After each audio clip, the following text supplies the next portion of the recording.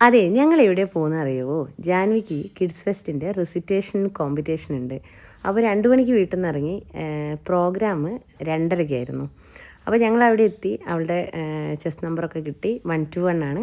ചെറിയ ടെൻഷനൊക്കെ ഉണ്ട്, എന്നാലും കുഴപ്പമില്ല. അവൾ കൂളായിട്ട് കയറിയിട്ടോ. അത്യാവശ്യം നല്ല രീതിയിൽ തന്നെ പറയുകയും ചെയ്തു.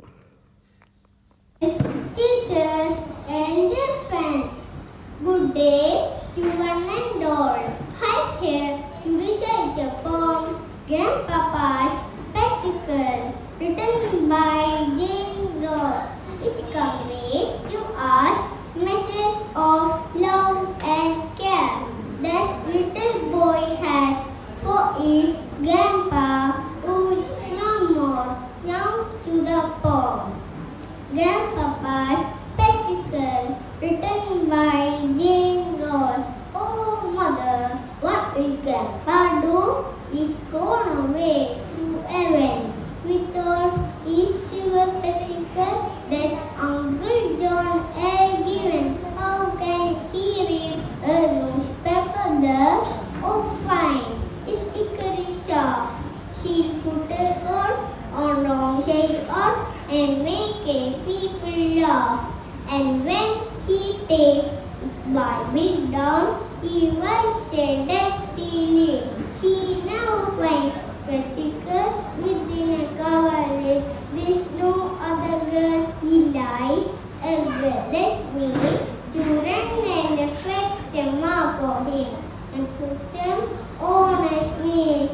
Oh dear, he now finds he plays the apple tree.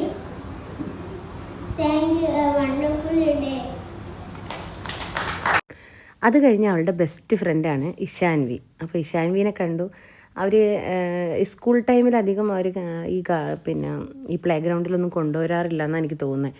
അപ്പോൾ അവർക്ക് അവിടെ പോയി കുറച്ച് നേരം കളിക്കണം എന്നൊക്കെ പറഞ്ഞ് റെസിറ്റേഷനൊക്കെ പറഞ്ഞ് അതിനുശേഷം ഇറങ്ങി ഇഷാൻവി അവളും അവളുടെ ഫ്രണ്ടും കൂടി കുറേ നേരം പാർക്കിൽ നിന്ന് കളിച്ചു. അവർക്ക് ഭയങ്കര സന്തോഷമായി. ഇഷാൻവി ഉണ്ടായിരുന്നു റെസിറ്റേഷന്. അങ്ങനെ കുറച്ച് ടൈം എനിക്ക് തോന്നുന്നത് 5 മിനിറ്റ് എന്ന് പറഞ്ഞ് ഏകദേശം ഒരു അരമണിക്കൂർ 3/4 മണിക്കൂർ അവരവിടെ നിന്ന് കളിച്ചു. അപ്പം നന്നായി വിശക്കുന്നുണ്ടായിരുന്നു. ഉച്ചയ്ക്ക് ഫുഡ് കഴിച്ചില്ല, രാവിലെ കഴിച്ച ബ്രേക്ക്ഫാസ്റ്റോട് കൂടി വന്നതാണ്. അപ്പം ഞാൻ പിന്നെ കുറച്ച് നേരം കളിച്ചോട്ടെ, പിന്നെ കുറച്ച് ഫ്രണ്ട്സ് എല്ലാവരും പ്രോഗ്രാമൊക്കെ കഴിഞ്ഞ് എത്തിയപ്പോൾ എല്ലാവരും ഒരുമിച്ച് കുറേ നേരം കളിച്ചു. അതിനുശേഷം വിശക്കുന്നുണ്ട് പറയുന്നുണ്ടായിരുന്നു. അപ്പോൾ ഞങ്ങൾ പറഞ്ഞു എന്നാൽ നമുക്ക് വേഗം പോവാം. അങ്ങനെ അവർക്ക് ഇഷ്ടപ്പെട്ട് എന്തെങ്കിലും വാങ്ങിക്കൊടുക്കാമെന്ന് വിചാരിച്ചു ഞങ്ങൾ ബ്രൗൺ ടൗണിൽ പോയി. അപ്പോൾ ഋതുമോനെ അന്ന് സ്കൂൾ ലീവാക്കി, ജാൻവിയുടെ പ്രോഗ്രാമെന്നും പറഞ്ഞ് ലീവ് എടുത്തത്. അങ്ങനെ ഞങ്ങൾ നേരെ ബ്രൗൺ ടൗണിലെത്തി. അപ്പം ഐസ്ക്രീം വാങ്ങിക്കൊടുക്കാമെന്ന് 2 ദിവസമായിട്ട് പറയുന്നുണ്ട്. അപ്പോൾ അവിടെ എത്തിയപ്പം ഞങ്ങൾക്ക് ഐസ്ക്രീം മതിയെന്ന് പറഞ്ഞു. 2 പേരും ഐസ്ക്രീം വാങ്ങിച്ചു. ഞങ്ങളൊരു പിസ്സ ഓർഡർ ചെയ്തിട്ടുണ്ടായിരുന്നു, നമ്മുടെ ഗ്രിൽഡ് ചിക്കൻ്റെ പിസ്സ. ചെറിയ പോർഷനാണ് വാങ്ങിച്ചത്. കാരണം ഇവർക്ക് 3 സ്കൂപ്പ് ഐസ്ക്രീമാണ് വാങ്ങിക്കുന്നത് 2 പേരും. എനിക്ക് വാങ്ങുമ്പോൾ അറിയാം ഇവർക്ക് ഇത്രയൊന്നും കഴിക്കാനാവില്ലെന്ന്. പക്ഷേ 2 പേർക്കും വാശിയത് തന്നെ വേണമെന്ന്. അങ്ങനെ ഋതു സ്ട്രോബെറിയും ചോക്ലേറ്റും വാങ്ങിച്ചു. ജാനില ഒരു ബട്ടർ സ്കോച്ചും സ്ട്രോബെറിയും ചോക്ലേറ്റും. അത് പകുതിയില്ല, 1/4 ഭാഗം കഴിക്കുമ്പോഴേക്കും ജാനിക്ക് മതിയായി. പിന്നെ അവൾക്കത് ആകെ പെട്ട അവസ്ഥ, ഇതെങ്ങനെ തീർക്കും എന്നുള്ള അവസ്ഥയായിരുന്നു. അങ്ങനെ കുറേ നേരം ഋതു എങ്ങനെയൊക്കെയോ അഡ്ജസ്റ്റ് ചെയ്ത് അവൻ്റെത് ഫിനിഷ് ചെയ്തിട്ടുണ്ടായിരുന്നു.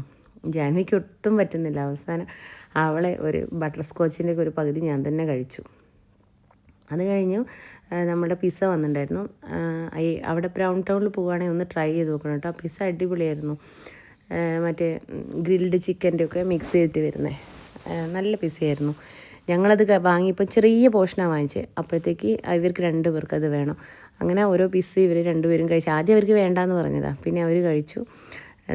ഞാൻ പപ്പായേൻ്റെ ഫ്രഷ് ജ്യൂസ് വാങ്ങിച്ചിട്ടുണ്ടായിരുന്നു.